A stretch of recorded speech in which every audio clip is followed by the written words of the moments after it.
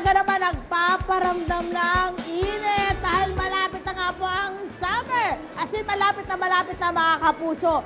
Eto na nga, masarap magbabad sa tubig gaya ng ginagawa ni Hero at Bubay dyan sa area, dyan sa kanilang pinuntahan sa Bulacan. At syempre, masarap din po kumain ng mga malalamig na pagkain para tayo'y ma-refresh tulad po ng ice drop, mga kapuso. At yan po ang aming ibibida mula rito sa Angeles, Pampanga. Ang ice drop nga po ay tinuturing na Filipino version ng popsicle dahil ito ay frozen dessert na maaaring mag-drop off sa stick kapag natunaw. At dito, ang kanilang ice cream mixture ay nihahanda gamit ang mga machines para po sa paggawa ng ice drop. At itong ice drop ha, medyo labor with love. O diba? Dahil talaga namang mano-mano po ang ginagawa po nila rito, mga kapuso. Okay, pag nilagay na po nila dito sa molde, ito kagaya ng ginagawa ko po ngayon, ayan, nilalagay ko po sa molde yung ating mixture ng ice cream. Ito po ay buko salad flavor. O diba?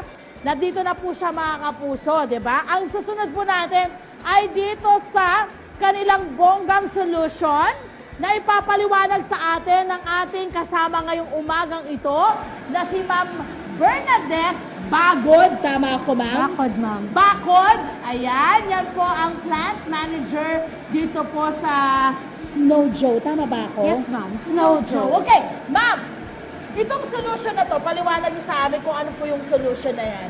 Bali, yung solution natin na to is salt solution. Okay. Yung katulad ng traditional na ginagamit natin, yung ano natin. Ano po yung effect niyan doon sa ating mga ice drop na nilalagay dito? Or doon sa ating, kasi di ba medyo liquidy pa yung texture niya. So Yes, siya pa ma'am. yung magpapatigas, no? Yes, ma'am. Siya yung pagpapatigas sa kanya.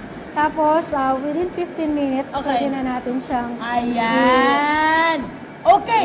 Pagkatapos po ng 15 minutes, guys, tatanggalin na po nila yan dito sa, halimbawa, matigas na. Tatanggalin po nila at i-unmold Yes, nila, ma'am. no? Yes, Doon ma'am. sa area na yon. Yes, ma'am. Pagka-unmold po, mga kapuso, saka po nila dadalhin dito sa area ito. Ito po yung tinatawag naman nilang Miss Madette. Ito yung pinaglalagyan natin ng stick holder. Stick holder. Stick holder. Automatic Tapos, yan. ididip na natin siya Tapos sa tinitip na sa flavor. Yes, So ma'am. ito ay Rice Rice Krispies. Krispies. Mas Yes, mas magaling to. Itatry natin, mga kapuso. Ganito lang daw yan. Oh guys, alam mo, excited akong gawin to. Oh, di ba? Oh my gosh. Oh, ganyan lang. Lubog pa. Ayan. Baba pa. Okay. Ayan. So, Pwede oh na siya. my gosh! O, diba? Pagkatapos po, mga kapuso, taktak lang daw po ng konti. Okay. Tapos pagkataktak daw po ng konti, medyo ilalagay na po natin dito. Saka po natin siya patadry ng konti. Saka po ilalagay po naman dito sa areang to. Saka po lang lalagyan ng mga plastic. Okay? Excuse me po. Okay. Mula po dyan, saka po nila ipapadaan dito sa areang to.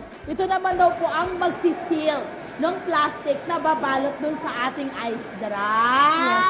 At syempre pa, ready na siya for... ready for storage na. Yes! Kaya maraming salamat, Miss Madette. Sorry nagustuhan ko siya. Bakit ba?